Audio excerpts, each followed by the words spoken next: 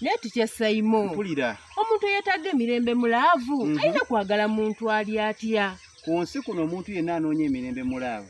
Olina kwagala muntu akweguya, olina kwagala muntu atatya kufiirwa, omuntu akuwa ekitiibwa. Kati tikya Saimo mutegeera ntya? Omuntu yenna okutegeera kkala ze entuufu olina kumulaba ng'anyiize. Abantu bonna buli wanyiiga akulaga omuntu oli ali munda, ate okuwangala n'omuntu olina kuwangala n'oli ow'omunda. Abantu abamu balowooza omuntu ono ow'okungulu y'abeera omuntu. Naye kino kifuleemu. Omuntu omutuufu abeera munda mu mutima muli. Kati omuntu buli wanyiiga ogenda kutegeera omuntu ono akwetaaga oba. Eri abantu abanyiiga nanikirawo okulangira ne wonviira biki sobola ofuna omulala. Buli walaba omuntu alaga nti wafuna obusungu atekawo embeera ganti alina essuubi ly'omuntu omulala, omanya ng'omuntu oyo togenda kuwangala naye.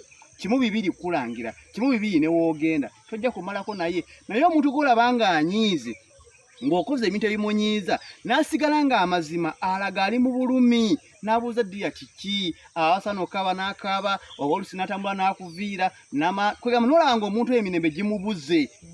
Okitegeera omuntu oyo abulwa emirembe aba akwetaaga mu bulamu bwe, yabeera omuntu omutuufu. Bw'oba omulina oyo tomuta.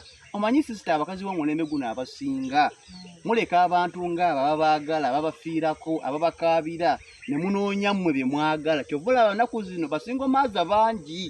Oli anoonyawo emmotoka, anoonya yeevuga, oyo tagenda kubalamu magezi. Yoyo gw'ogenda okuba naye ng'alinga akuyamba obuyambi. Noonya omuntu atatya kufiirwa, ojja kuba n'emirembe nkigadde.